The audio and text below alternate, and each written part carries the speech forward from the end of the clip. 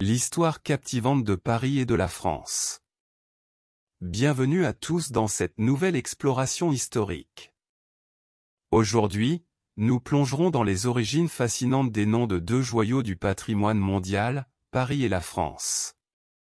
Question numéro 3, d'où vient le nom de Paris?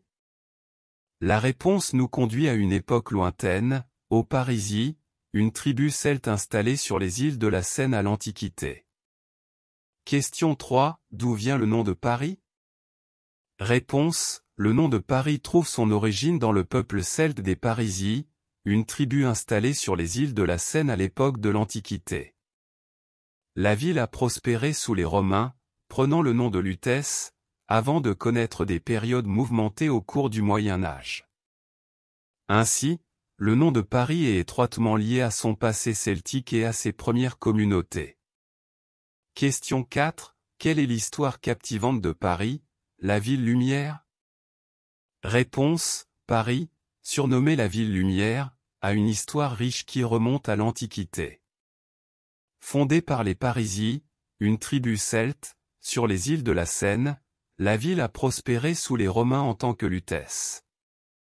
Après des périodes tumultueuses au Moyen Âge, Paris a connu une renaissance florissante, marquée par la construction de monuments emblématiques tels que le Louvre et Notre-Dame.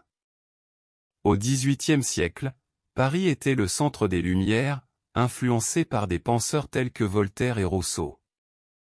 Au XIXe siècle, Napoléon III et Haussmann ont transformé la ville avec la création de grands boulevards. Paris a joué un rôle clé lors des deux guerres mondiales. Aujourd'hui, Paris est une métropole mondiale de la culture, de la mode et de la gastronomie, attirant des artistes et des penseurs du monde entier. Ses quartiers emblématiques, des Champs-Élysées à Montmartre, témoignent de son histoire riche et de son impact mondial. Question 5. D'où vient le nom de France?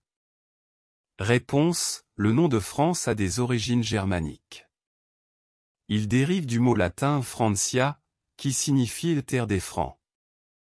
Les Francs étaient un groupe de tribus germaniques qui ont conquis et colonisé la région au début du Moyen Âge. Ainsi, le nom en France est lié à l'histoire de ces tribus germaniques et à leur établissement dans la région qui porte aujourd'hui ce nom. Question 6. Quelle est l'histoire captivante de la France? Réponse, la France, nation riche en histoire et en influence, a une trajectoire captivante qui remonte à l'Antiquité.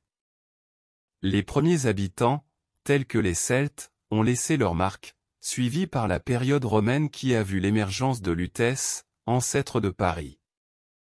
Le Moyen Âge a apporté des défis avec des invasions barbares, mais aussi une renaissance culturelle et artistique. La Renaissance a vu l'essor de la France sous les Valois et les Bourbons, marquée par la construction de monuments emblématiques. Les Lumières du XVIIIe siècle ont apporté des idées révolutionnaires, préparant le terrain pour la Révolution française de 1789.